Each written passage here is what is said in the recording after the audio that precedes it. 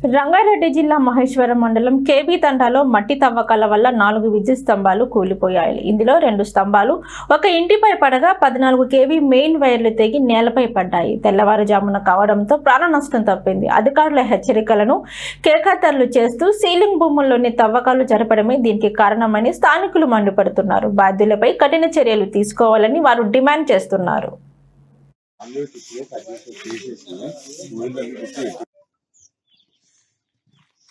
sir చెప్పి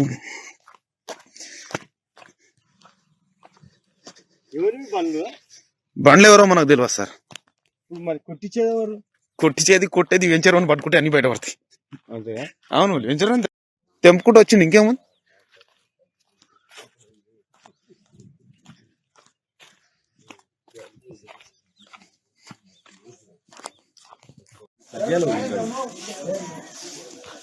వాళ్ళు